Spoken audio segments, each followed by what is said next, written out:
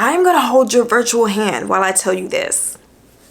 This is your life. This is your money. And you don't owe anyone an explanation of how or why you chose to manage your money the way that you did.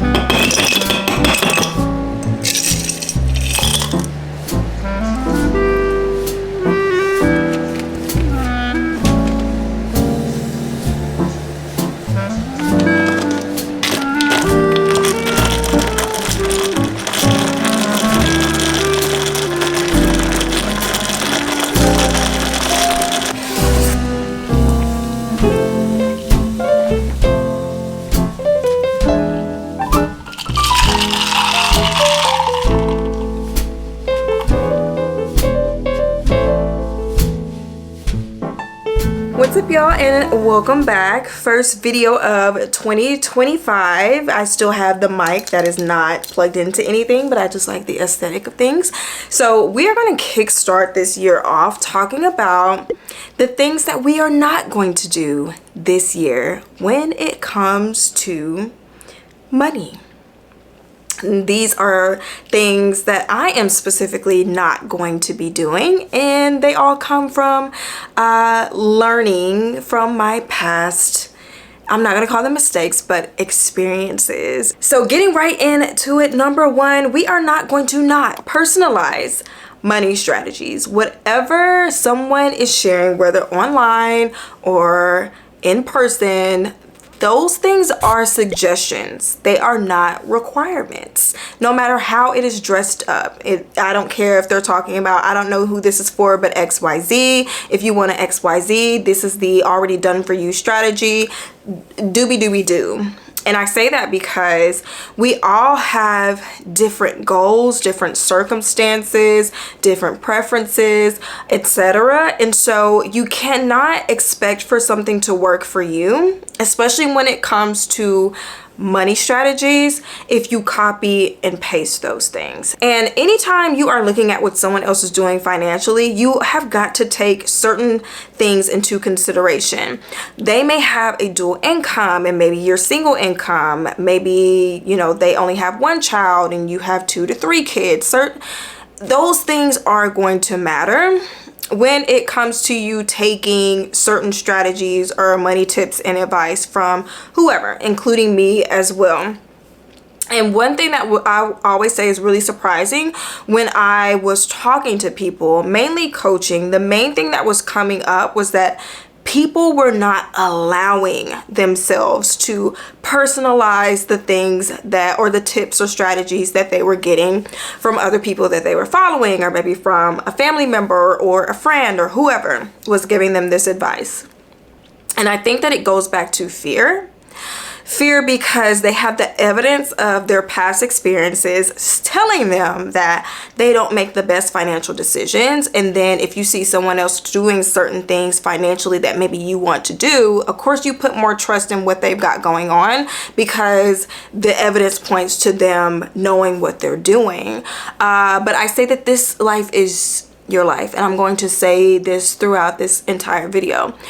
Your finances have to be specific and, you know, tailored to your personal life's journey, your experiences, your mindset, your goals, and things like that.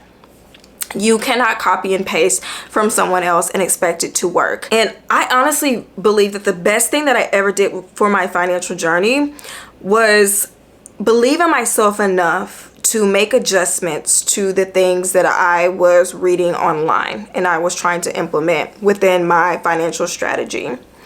And I know, once again, a lot of it comes from the fear of not being able to make a decision that is good. You feel like you have to run it by someone, or you just need that validation from other people because we're a little shaky with our confidence. We don't really know. But if you allow yourself to make a little tweak and then it starts to work for you, you're gaining confidence and trust in yourself to make those good financial decisions. And then you start allowing yourself to make other decisions. And so when I'm working with people and I notice that it is a lack of confidence within their ability to make a decision for themselves, I'm like, look, this is your money. You know what you need to do. Period. You know what you need to do. You don't need my validation to do it. Let's try it, implement it. And if it works, we're going to continue to go that route. And if, something blows up, then we're going to use that as feedback and we're going to use that to tweak the strategy. And 9 times out of 10, if you have the discipline to stay committed to whatever it is that you know that you need to do, it's going to work out. You're going to have some things to tweak, but it's going to work out. So anytime you see something online, this is me included, we're going to allow ourselves to put some stank on it if it's not really in alignment with who we are, and it's going to work out. The second thing that we are not doing this year is over consuming money content and or making our financial goals our whole entire personality. Now, I am not a stranger to putting myself up on the chopping block or to boot myself, as I like to say it. So I am actually going against a tip that I shared on here about 3 to 4 years ago, wherein I was deep. Your girl was deep in those financial streets, okay?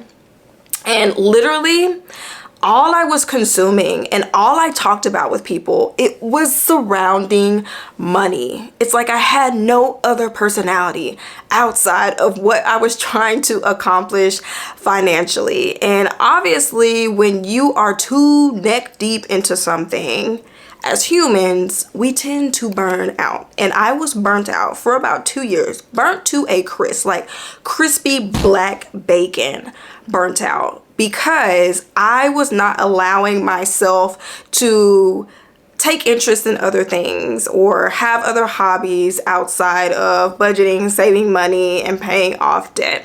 It got to the point where even when I was scrolling, I would be scrolling. And the second they mentioned something about money, I would break my index finger trying to swipe through that. I don't give a damn! Like, it was bad. Any type of financial content gave me so much anxiety and overwhelm. I had muted everybody. Some people are still muted, but what I will say, it had nothing to do with them. They're out here changing and saving lives by doing what they're doing. It was all me. And like, when something is new, like we got the new year going on, we're super excited about our goals.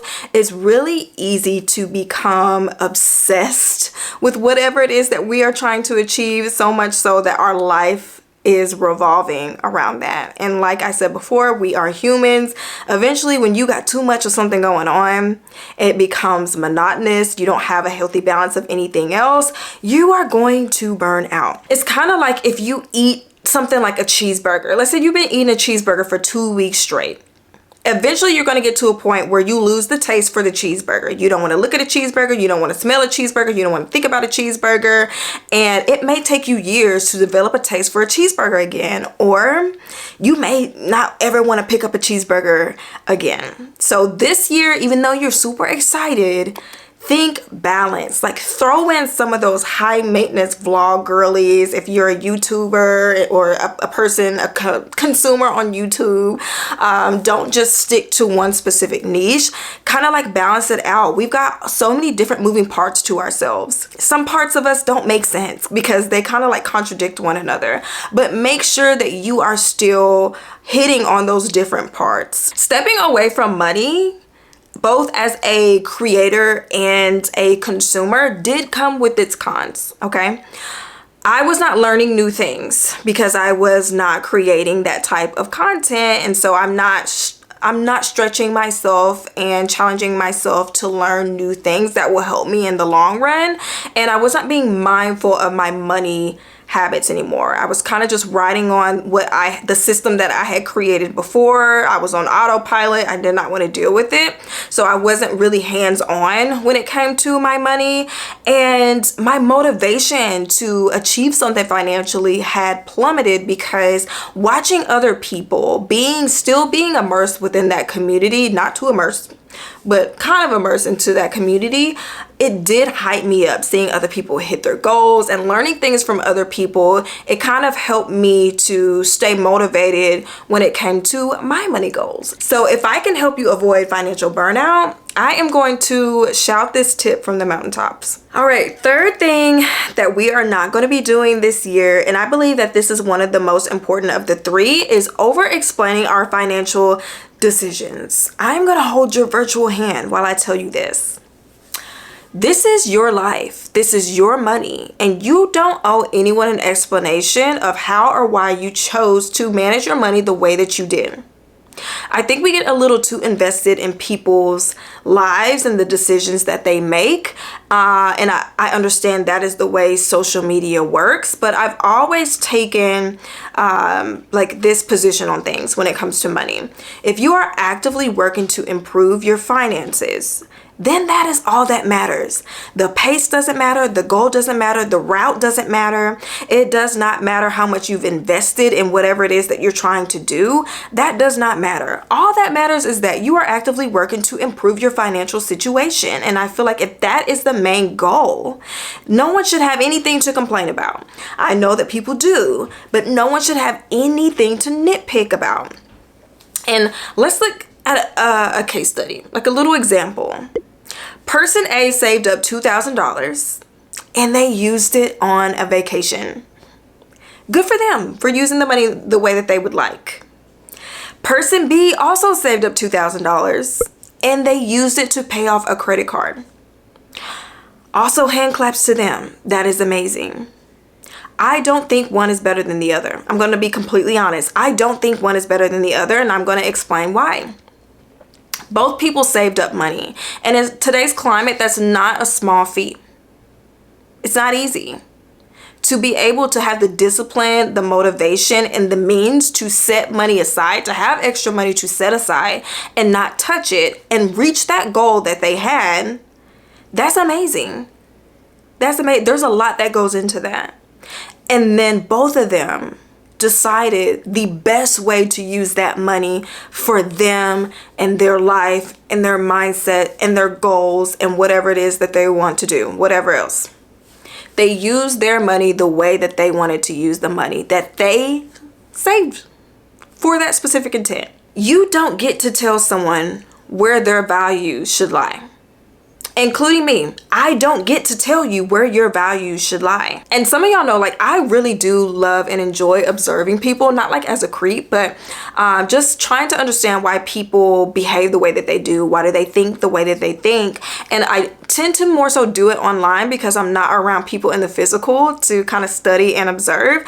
But I always find that the people that use if I were them, then I would do XYZ. If I had XYZ amount of money, whatever amount of money that person shared, and they're sharing what they did with that. And anytime you have something like that, any type of content like that, you are going to open up the floodgates for people to go in and project and also tell you what you should have done with that money because they would have done it. Using that logic of, if I would have had XYZ amount of money, then I would have done this instead of that. It kind of contradicts itself in a way because you're explaining essentially to yourself the question that you're asking, if you are asking it in the form of a question, because it's not you, you're not them, and it's not your money. You have different circumstances, different values, different experiences, different upbringing that is going to go into why you manage the money the way that you do, or why you would do XYZ with that money if you did have it.